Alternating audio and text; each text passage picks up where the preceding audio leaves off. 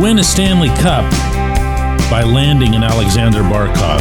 You win a Stanley Cup by making one of those trades that somehow brings you Matthew Tkachuk. You win a Stanley Cup by getting the absolute most out of a Sam Reinhart. You win a Stanley Cup by finding a way to anchor your back end with an Aaron Ekblad. You win a Stanley Cup by committing a massive contract to a bona fide franchise goaltender in Sergei Bobrovsky. Good morning to you. Good Tuesday morning. I'm Dejan Kovacevic of DK Pittsburgh Sports. This is Daily Shot of Penguins. It comes your way bright and early every weekday. If you're into football and or baseball, I also offer daily shots of Steelers and Pirates in the same place that you found this. The Panthers have not won a back-to-back Stanley Cup yet, but they took a pretty significant stride toward that last night in Sunrise, just clocking the Oilers 6-1 for a 2-1 series lead. And every one of those names I just rattled off for you played a part in it. And yet I'm not here to talk about any of them. I want to talk about one instead who not a lot of people mention, maybe in part because his name's a little bit challenging. But believe you me, you win a Stanley Cup by finding an Eetu Luostarinen. He's a third liner. He doesn't score all that much. Doesn't really scare anybody. But he gets all of that Stanley Cup-edness done beneath the surface. If you're not familiar with his game, let this be what familiarizes you with his game. He's got 16 points in 20 games, so I don't want to make him sound like he's some kind of stiff. Dude can play. He's also got 84 hits, 25 blocked shots, and a plus 12 rating. All he does is win on the ice. He wins his situations on the ice.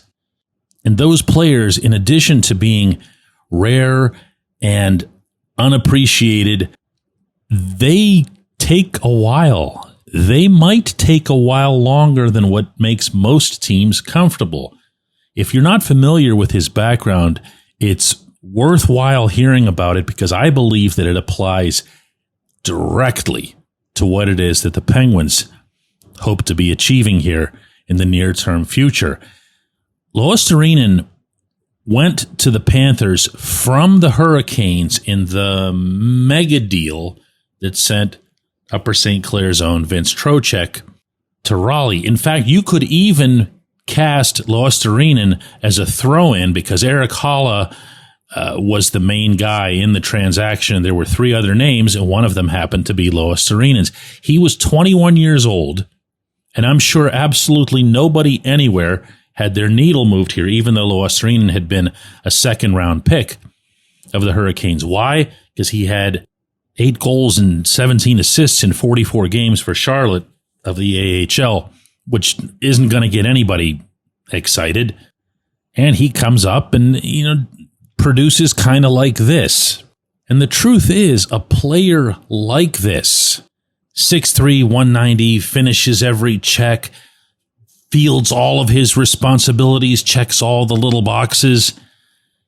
That player can not only get lost on another roster, but he can get misevaluated or misjudged, not just by the public. The public can see someone like that and go, who is this guy? What do we need him for? He hardly ever scores. And then the games get meaningful. And then everybody's responsibilities are elevated, as is the respect factor. And from there, the confidence. When I think back to Kyle Dubas's after the season session with reporters a month ago, to me, what hit hardest was that when he talked about what has happened in Washington, the way the Capitals have turned things around and the way they were able to do it in time to mesh with Alexander Ovechkin breaking Wayne Gretzky's record and all that other stuff, was that he, Dubas, placed the onus where it belongs. That's on the draft. I understand nobody likes to hear that in hockey circles.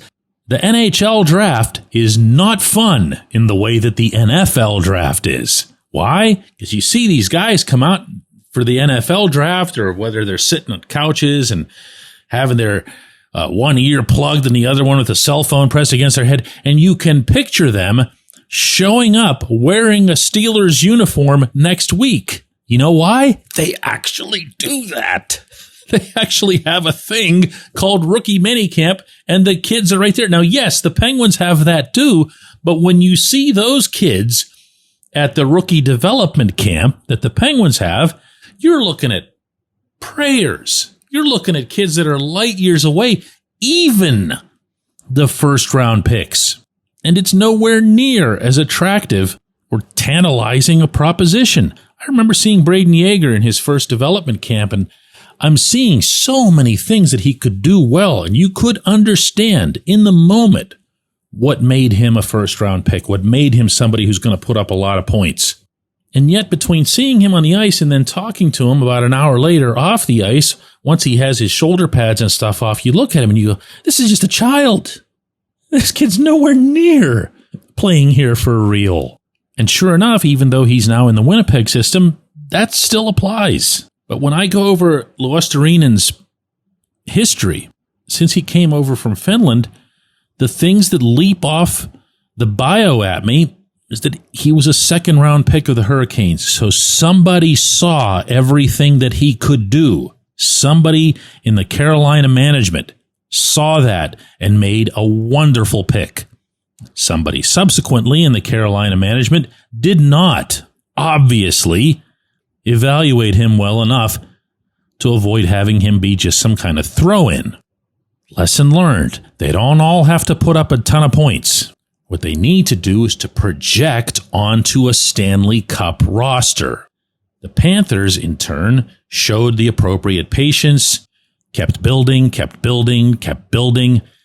him in that plan. Luostarinen's now been in the Florida system at one level or another for 5 years. And to hear those folks down there tell it, I'm talking about the people who are in and around the Florida system and Bill Zito and everything that he's built, they sing about what Luostarinen's meant to them. Yeah, get me one of those. Or two. I'll take two of them when we come back. J1Q. This episode is brought to you by Bet Online, your number one source for all your summer sports needs this season, from Major League Baseball, golf, NHL, NBA playoffs. Get the latest odds and lines, including all team matchups, player props, odds on just about everything that's out there.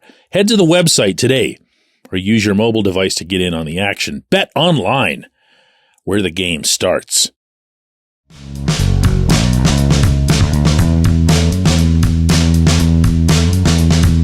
Today's J1Q was one of many missives that were sent in this direction related to the topic that I led with, that being that I really hope that Kyle Dubas's plan, whether it's short-term or long-term or whatever, does not involve trading Brian Rust and or Rickard Rakell in advance of the coming season.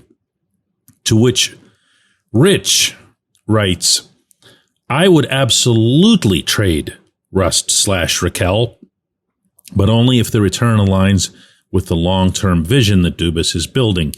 Because really, this is a matter not of if, but when they'll be moved. Players rarely stay with one organization for their entire careers. So the key becomes timing.